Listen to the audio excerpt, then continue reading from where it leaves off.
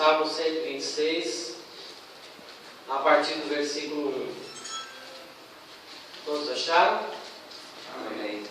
Diz assim: quando o Senhor restaurou a sorte de Sião, nós ficamos como quem sonha, e então a nossa boca se encheu de riso, e a nossa língua de júbilo. E então entre as nações se dizia: grandes coisas tem feito o Senhor por eles. Por efeito, grandes coisas fez o Senhor por nós, por isso nós estamos alegres. Restaura, Senhor, a nossa sorte, como as torrentes no Negueb. Os que com lágrimas semeiam, com júbilo ceifarão. Quem sai andando e chorando enquanto semeia, voltará com júbilo, trazendo os seus feixes. Amém, amados? Amém. Graças a Deus. Esse salmo, queridos, como a maioria deles, é um tipo de texto bíblico, recheado de emoção, recheado de sentimento, mas também recheado de expressões, de relacionamentos do salmista para com o Senhor. Você vê na maioria dos salmos o salmista declarando o seu amor pelo Senhor ou pela casa do Senhor. Às vezes você vê o salmista literalmente reclamando: Senhor, até quando acontecerá isso? Até quando acontecerá aquilo? Senhor, por que o Senhor abençoa determinadas pessoas e não me abençoa? Então você vê o salmista, você vê ele falando da pessoa de Deus inúmeras vezes. Vários salmos falando sobre a pessoa, sobre o caráter, sobre a bondade. Então os salmos, eles são muito, mas muito ricos. Eu aconselho você a fazer uma leitura também dos salmos esses dias em suas vidas, nos seus tempos a sós com o Senhor. Esse salmo, que especificamente, é um salmo que tem um contexto ali, o salmista se lembrando daquilo que Deus tinha feito na vida do seu povo, de quando eles começaram a voltar do cativeiro, mas também fala de um momento novo em que eles estavam vivendo, um momento de dificuldade. Por isso vocês vão ver aqui depois, quando vou falar sobre os versículos, os irmãos vão ver que há um momento em que ele precisa orar ao Senhor por um momento novo em que eles estavam vivendo. E depois você vê o salmista aqui nos trazendo uma lição para a nossa vida, uma lição prática para a nossa vida, do que é andar com o Senhor, de como experimentar coisas novas na presença do Senhor. Esse salmo se divide geralmente ele em 3 momentos. O primeiro momento daquilo que Deus já fez, o momento do passado. Você pode ver isso do versículo 1 até o versículo 3. Você vê esse salmista falando: quando o Senhor restaurou a nossa sorte, nós ficamos com a nossa boca cheia de riso. As nações diziam: grandes coisas o Senhor tem feito por eles. Então a primeira parte do salmo fala sobre o passado, aquilo que Deus tinha feito na vida do seu povo. Depois você vê no versículo 4, a segunda parte, uma perspectiva do hoje, do presente. E esse presente, aqui no contexto do salmo, é uma oração. Você vê no versículo 4, ele dizendo: Senhor, restaura a nossa sorte como as torrentes no Negueb. Então você vê o salmista falando do passado, falando do presente no versículo 4, mas a partir do versículo 5, ele fala uma perspectiva de futuro, porque ele começa a falar que aqueles que semearem com lágrimas vão ceifar com júbilo. Aqueles que andarem mesmo chorando, semeando, vão voltar com júbilo, colhendo os seus feixes. Então vocês veem que interessante a leitura do salmo. Presente, passado, presente e futuro. Então nessa manhã a ideia é trazer então para os irmãos algumas lições nessas 3 perspectivas, então, nesse salmo. A primeira coisa que eu queria compartilhar com os irmãos, o primeiro princípio, é nessa perspectiva de passado. Você pode ver isso aqui nos 3 primeiros versículos. Você vê ele celebrando com alegria das vitórias que Deus tinha trazido para ele. E é lindo, né? Eu queria fazer esse exercício com vocês nessa manhã. Vamos lembrar das coisas boas que Deus já fez em nossas vidas. Ele fala assim, que as nações diziam: grandes coisas o Senhor tem feito por eles. E aí ele declara, com efeito, de verdade, grandes coisas fez o Senhor por nós, por isso estamos alegres. Vamos tentar fazer esse exercício? Vamos lá? Grandes coisas fez o Senhor por nós, por isso estamos alegres. Mais uma vez, grandes coisas fez o Senhor por nós, por isso estamos alegres. Amém, queridos? Amém. Mas o que nós podemos aprender nesse contexto aqui desse salmo, dessa primeira parte? Eu queria encorajar os irmãos a fazer uma análise das vossas vidas, porque há pessoas que vivem daquilo que já vivenciaram no passado. Há muitas pessoas, você deve ter percebido isso, talvez até na sua própria vida. Você vê as pessoas o tempo todo falando: eu fiz determinada coisa, eu tive determinada vitória no meu trabalho, eu tive determinada vitória no ministério, eu tive determinada experiência com Deus, eu fiz isso, eu fiz aquilo. Você pergunta: mas quando foi isso? Foi 10 anos atrás, 5 anos atrás. Então há pessoas que são muito presas ao passado, aquilo que já vivenciaram, aquilo que já viveram. E é ruim? Não, não é ruim. É bom no primeiro momento, porque a palavra mesmo nos diz para trazer à memória aquilo que nos dá esperança, aquilo que Deus fez, como nós falamos aqui. Grandes coisas fez o Senhor por nós, por isso nós estamos alegres. Mas, querido, em Cristo Jesus, nós precisamos buscar coisas novas. Eu quero encorajar você nessa manhã, nesse Salmo 126. A primeira coisa, não viva das suas experiências do passado. Elas te ajudam, elas servem de referência, de lição muitas vezes, mas você e eu precisamos buscar o novo de Deus. Nós precisamos buscar novas experiências no Senhor. Você vê as pessoas falando dessas coisas passadas, experiências passadas, e você pergunta: mas o que há de novo na sua vida? Qual foi a última experiência que você teve com Deus? Qual foi a última vez que você ganhou uma pessoa para Jesus? Qual foi a última vez que você fez algo diferente? Falou algo diferente para alguém? E a pessoa fala: poxa, é verdade, faz tempo que eu não tenho uma experiência, faz tempo que eu não oro de uma maneira diferente, não ouço a voz do Senhor. Então esse primeiro princípio, querido, é para te encorajar a buscar algo novo na presença do Senhor. Não viva no passado, se lembrando que quando o Senhor restaurou a nossa sorte, quando o Senhor me tirou de uma determinada situação, que bênção, que alegria. Lembre-se sim, querido, como para te encorajar a ter fé, mas não viva, querido, do passado. Busque o novo do Senhor. O próprio apóstolo Paulo, na verdade que em um outro contexto, mas eu vou usar esse versículo para isso, ele fala que nós devemos nos esquecer das coisas que ficaram para trás. Nós devemos olhar para aquelas que estão adiante de nós e continuar caminhando, prosseguindo para o alvo, até o dia de Cristo Jesus. Então ele fala: vou me esquecer das coisas que ficaram para trás. As coisas ruins são fáceis de esquecer, né? Ou pelo menos a gente faz um esforço para esquecer. Mas as coisas boas, às vezes nós ficamos presos a elas. Não, querido. Busque o novo de Deus. Deus tem coisas novas para a sua vida espiritual.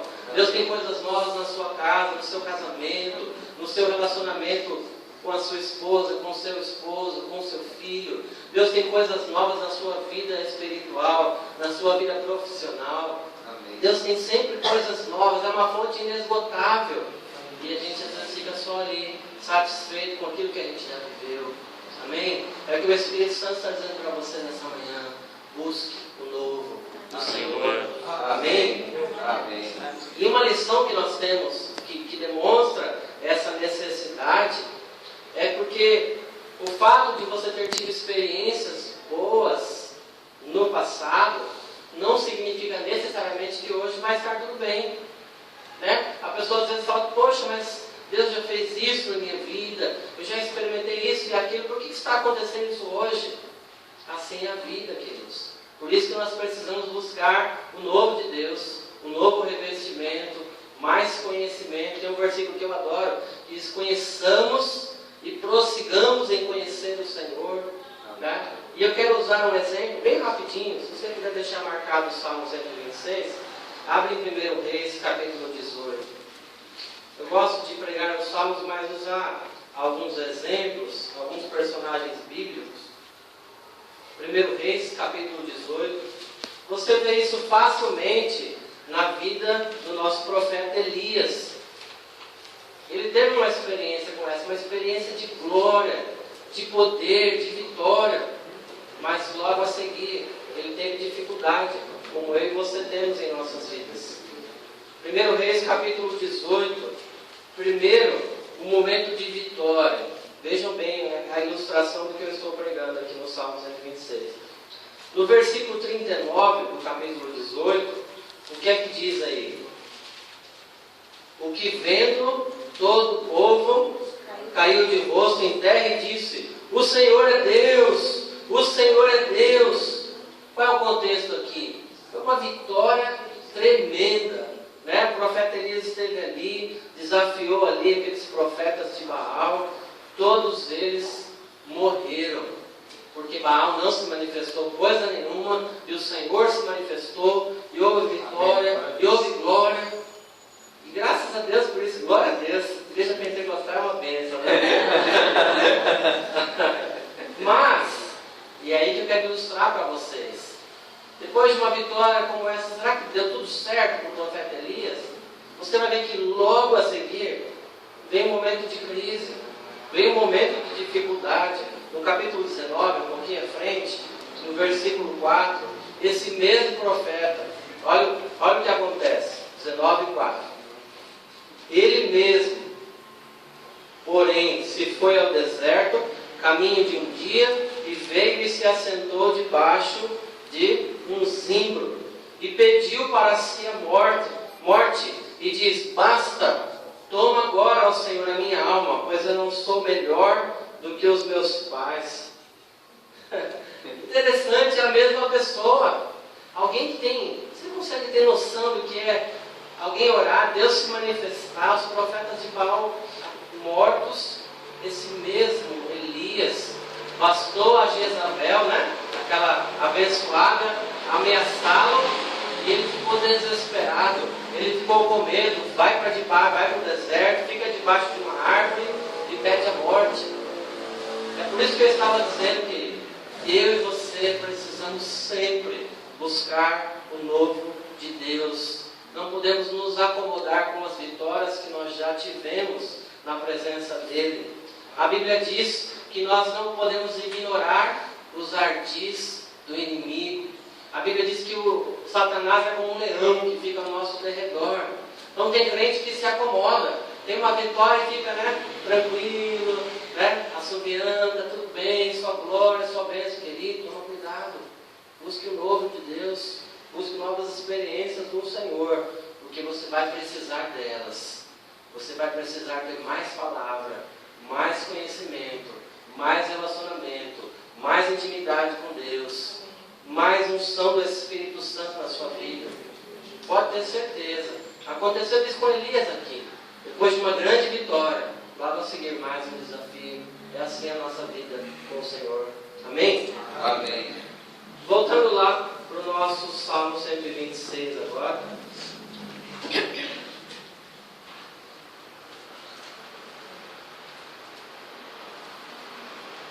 Nós falamos então desse contexto do passado, do versículo 1 até o versículo 3. Alguém que se lembra assim das vitórias do passado, e você tem esperança nisso, mas você precisa buscar o novo de Deus, não se acomodar, buscar mais de Deus.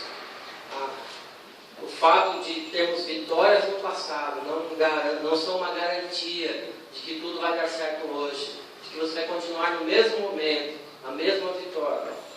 A segunda coisa, agora no versículo 4, há uma transição aqui no Salmo.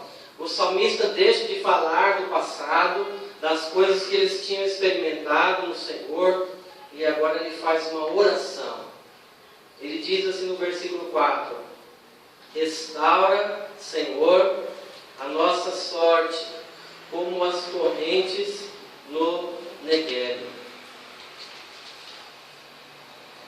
Eu acho tremendo aqui, queridos, porque se você fizer só uma leitura simples desse salmo, talvez você não consiga extrair, mas o que é isso? Restaura a nossa sorte como as torrentes no Negueb. Mas há algo por trás desse versículo que eu quero compartilhar com vocês. Vocês veem que o salmista aqui ele está numa postura de oração. Hoje eu preciso buscar o Senhor, você precisa orar ao Senhor por alguma coisa que está acontecendo na sua vida, na minha vida. Ele fala: Senhor, restaura a nossa sorte, restaura a minha sorte. Ele usa essa linguagem do Negueb, que é bem interessante. Eu dei uma pesquisada sobre esse lugar. O que é o Negueb? O Negueb, ou em algumas traduções, Negev, é um lugar deserto, é um lugar extremamente seco, é um lugar onde não cai nenhuma gota d'água ao longo do ano, não chove naquele lugar. Consegue imaginar um lugar assim? Pensa um lugar seco, mais ou menos como está a nossa cidade, né? Esses dias choveu um pouquinho, mas o Negev é um lugar onde não há chuva, lugar sem vida, lugar seco. E por que ele faz essa oração? Restaura, Senhor, a nossa sorte como as torrentes do Negueb. É porque há algo maravilhoso, queridos, que acontece nesse lugar. Se você der uma pesquisada, você vai ver que existe uma determinada época do ano em que Deus ele começa a movimentar, né, os ventos, as nuvens começam a passar por sobre o Negueb. E é intrigante e ao mesmo tempo é impressionante que, embora as nuvens passem por cima do Negueb, a chuva continua não caindo naquele lugar. Não chove lá. Só que diz que as nuvens passam sobre o Negueb e ao redor a chuva cai. Então molha tudo ao redor, mas não molha o Negueb.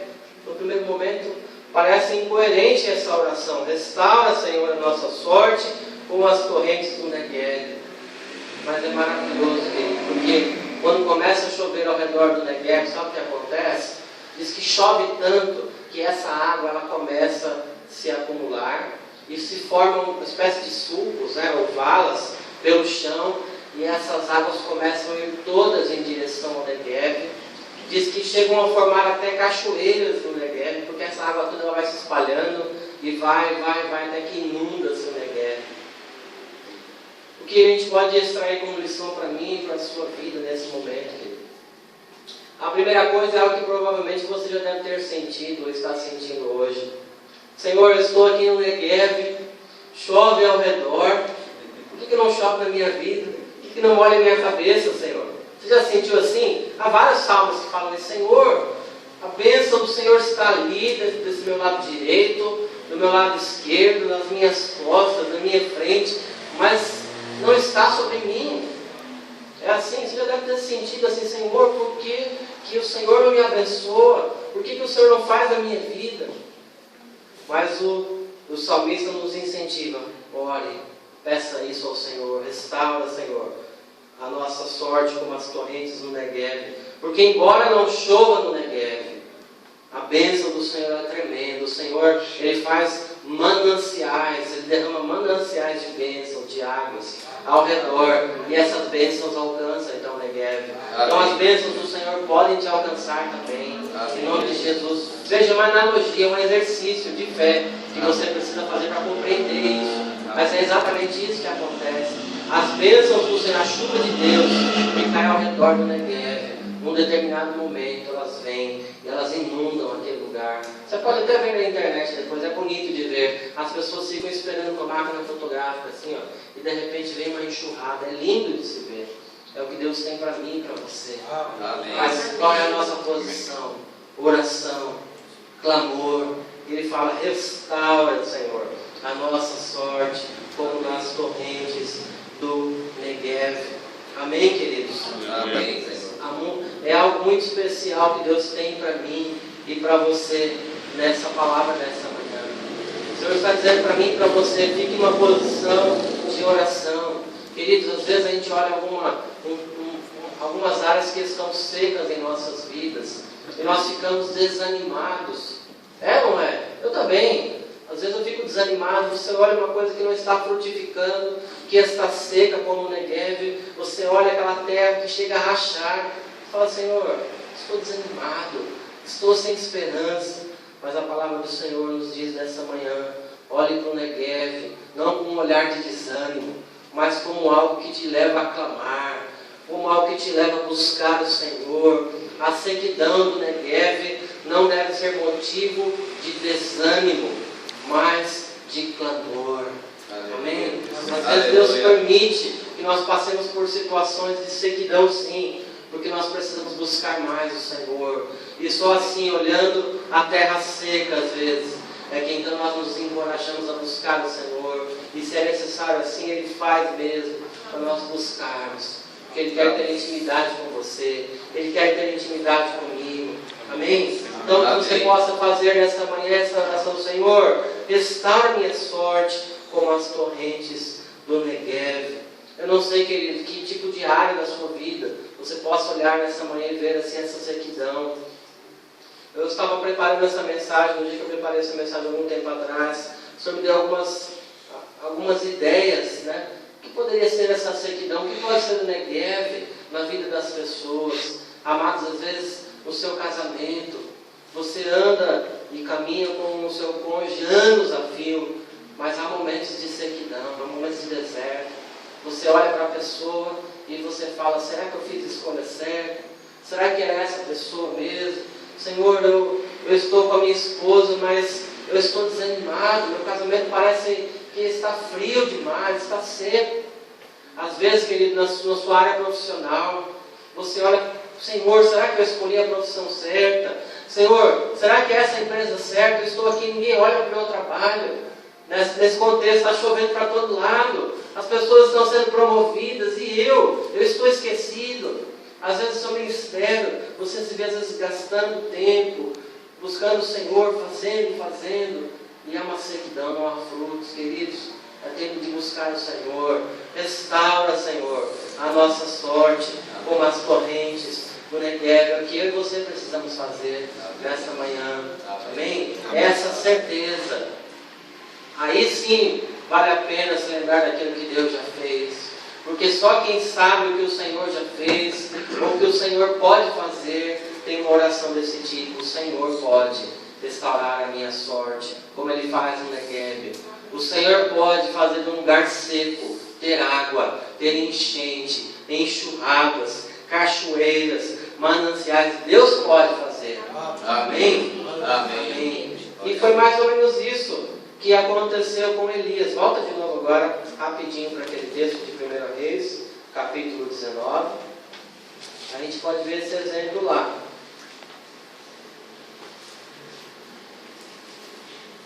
Lá no 1 Reis, capítulo 19, no versículo 4 nós paramos. Elias tinha feito aquela oração pedindo a morte. Eu não creio que você tenha muita coragem de pedir a morte. Eu já vejo de vez em quando pessoas pedindo a morte, mas geralmente a gente não faz isso. Mas a gente fica assim muito desanimado, como Elias ficou ali, né? Mas no versículo 5, veja o que acontece. Diz que ele se deita e ele dorme debaixo daquela árvore, mas eis que Deus se manifesta. Está tremendo esse texto. Diz que vem um anjo e toca Elias e fala para ele: levanta-te, come. Diz que Elias, no versículo 6, ele olha, vê junto à cabeceira um pão cozido sobre pedras, em brasa, e uma botija de água.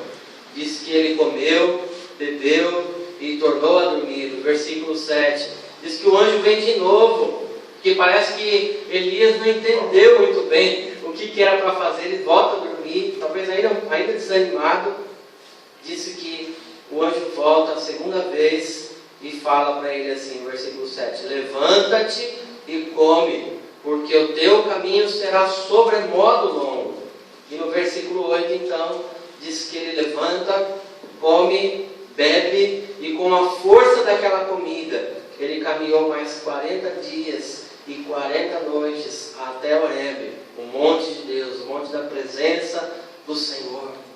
Vejam, foi o que Deus fez na vida de Elias. Elias estava se sentindo como no Neguev, um lugar seco, ele estava desanimado, mesmo depois de grandes vitórias. Lembra? Vitórias do passado não são garantias, coisa nenhuma. Nós precisamos de algo novo de Deus, manifestações novas de Deus. E aí esse homem desanimado recebe uma visitação de Deus. através desse anjo. E o anjo põe ali um pão, põe ali uma água para ele. E diz que quando ele come desse pão, bebe dessa água, ele pôde então caminhar 40 dias e 40 noites. Eu não faço ideia, queridos, de que tipo de pão foi esse, que água foi essa.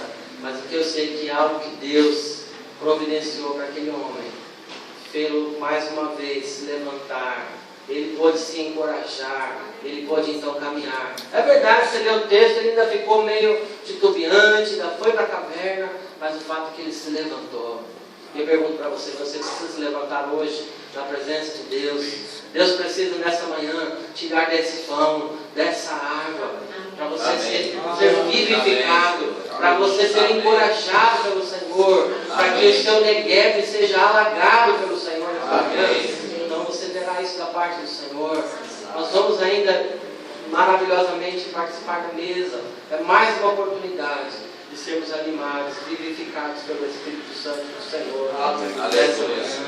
Amém, queridos? Amém. Então, fique com essa palavra, querido. Não sei o que você está vivendo, mas Deus vai te mandar chuva, abundante chuva sobre a sua vida, sobre essas áreas secas da sua vida. Deus vai te inundar o seu coração, a sua vida. Deus vai te animar, te encorajar, te vivificar em nome de Jesus. E as pessoas vão te dizer ao seu redor grandes coisas o Senhor tem feito na vida desse irmão. Amém. Eu vi esse meu irmão desanimado, eu vi esse meu irmão falido, eu vi esse meu irmão com o casamento destruído, eu vi esse meu irmão chorando, mas eu estou vendo as transformações de Deus na vida dele. Amém. E a glória do Senhor será tremenda. Amém. Amém, queridos? Amém. Amém. Louvado seja o Senhor. Dá uma salva de palmas ao Senhor.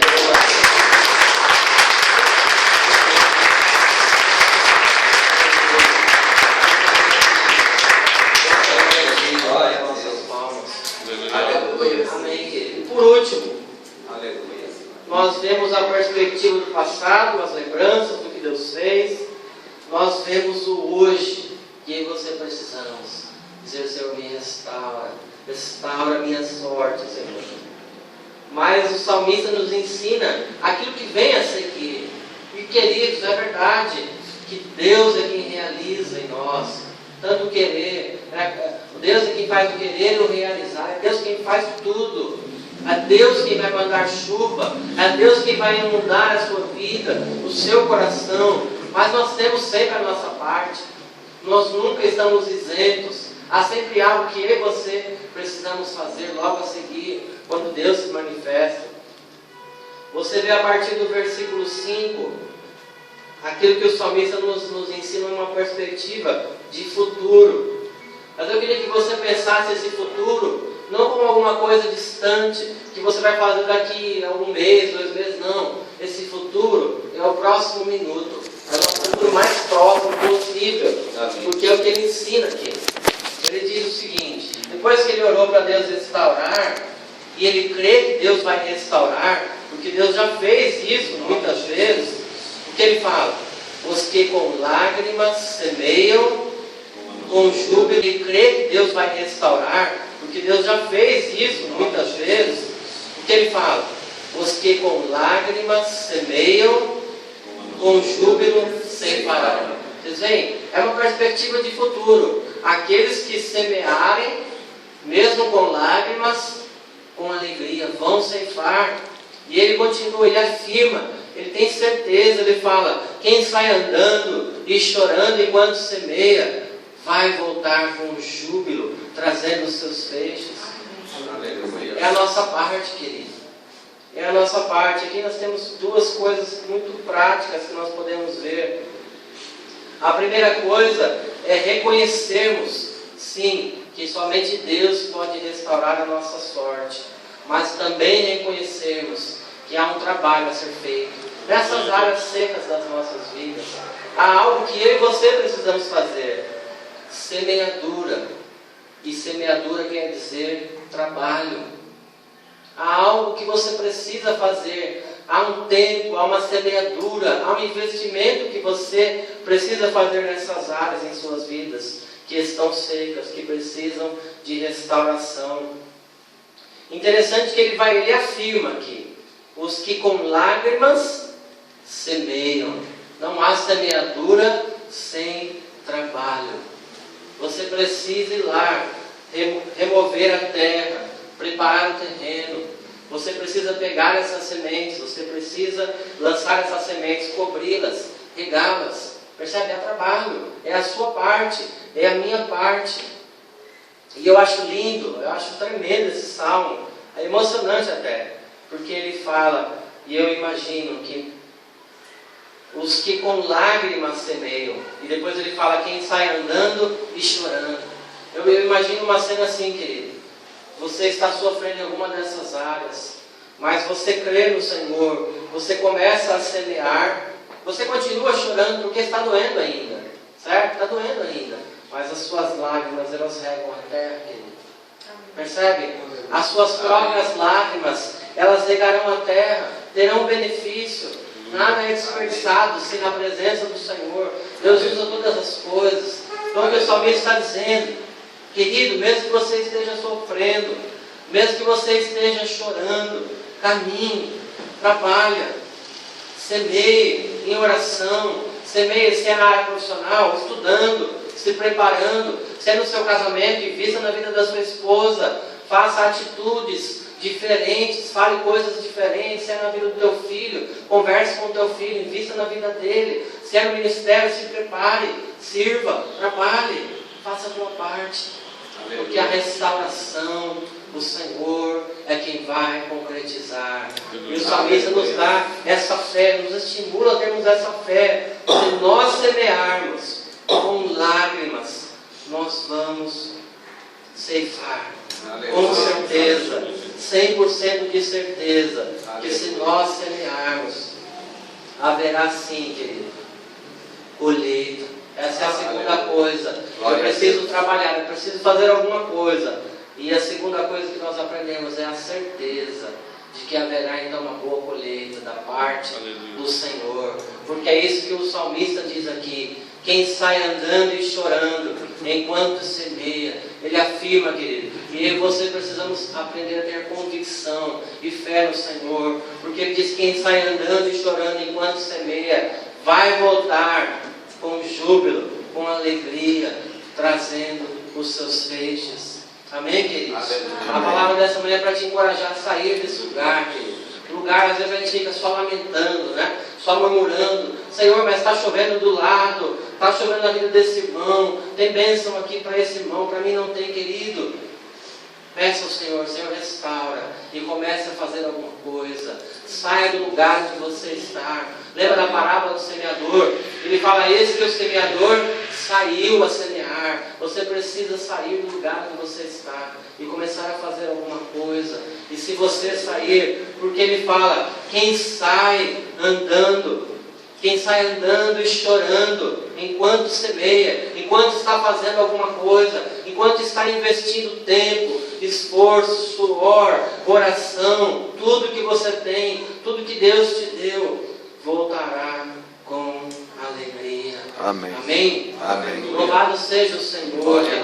O apóstolo Paulo fala também no outro contexto, mas nós podemos aplicar: aquele que semeia pouco, pouco também ceifará. E o que semeia com fartura, com abundância também ceifará. É um princípio espiritual, querido. Querido, se você jogar poucas sementes, se você fizer poucas coisas, provavelmente a sua colheita será pequena. A não ser que Deus tenha algo muito específico para a tua vida, será pouca colheita, querido. Então semeie tanto quanto for possível. Ore tanto quanto for possível.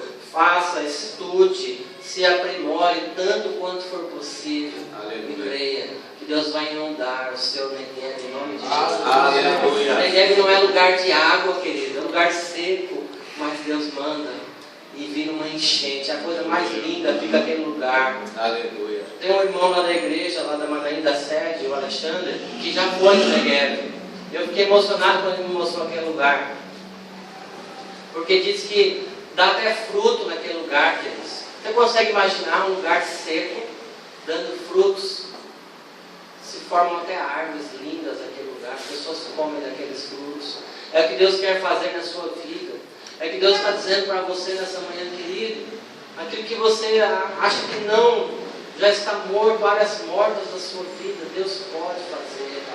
Deus pode inundar e fazer dar fruto. E não somente você se alimentará desses frutos, como aqueles que estão ao seu redor. Amém? Amém. Coma o pão que Elias comeu, beba da água que Elias bebeu, que Deus. Aleluia. E ele pôde sair e correr. Aleluia. 40 dias, eu quero isso para minha vida. Todas as vezes que eu leio esse texto, Senhor, eu digo, Senhor, eu quero desse pão, Senhor. Amém. Senhor, eu quero dessa água, Senhor, eu preciso. Eu quero isso para mim, eu quero esse vigor, eu quero esse ânimo, Senhor. Em nome de Jesus. Amém, queridos? Vamos orar. Queria que vocês se colocassem em pé na presença do Senhor agora. Queridos, vamos orar.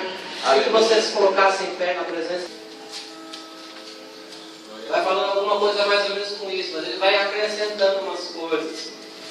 Colossenses capítulo 3, versículo 12. O apóstolo Paulo continua ensinando, ele diz: revestivos como eleitos de Deus, santos, amados, de eternos afetos de misericórdia.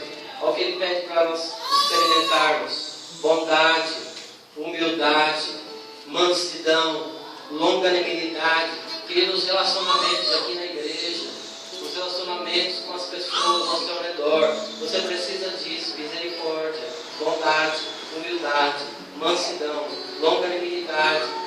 Olha o versículo 13: suportai-vos uns aos outros, perdoai-vos mutuamente, caso alguém tenha motivo de queixa contra outrem, assim como o Senhor vos perdoou, assim também vocês devem perdoar uns aos outros. Veja que o apóstolo está ensinando: assim como Cristo nos perdoou, assim como o Senhor nos perdoou, nós devemos perdoar uns aos outros, porque acima de tudo esteja o amor, que é o vínculo da perfeição. Que seja a paz de Cristo o árbitro em vosso coração, a qual também fostes chamados em um só corpo, e sede agradecidos.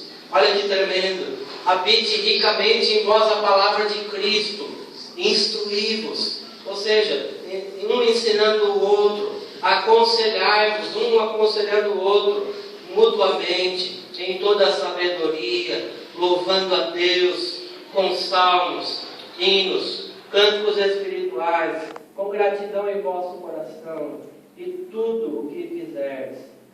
Verso 17: seja em palavra, seja em ação, fazei-o em nome do Senhor Jesus, dando por ele graças ao Pai. Amém? Aleluia.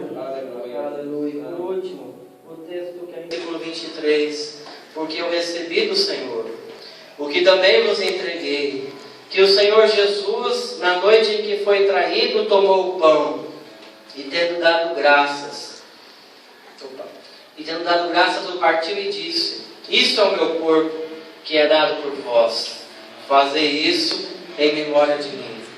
Por semelhante modo, depois de haver ceado, tomou também o cálice, dizendo: esse cálice é a nova aliança no meu sangue.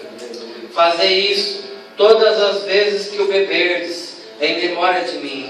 Porque todas as vezes que comerdes esse pão e beberdes o cálice, anunciais a morte do Senhor, até que ele venha. Amém? Que seja assim, querido, nas vossas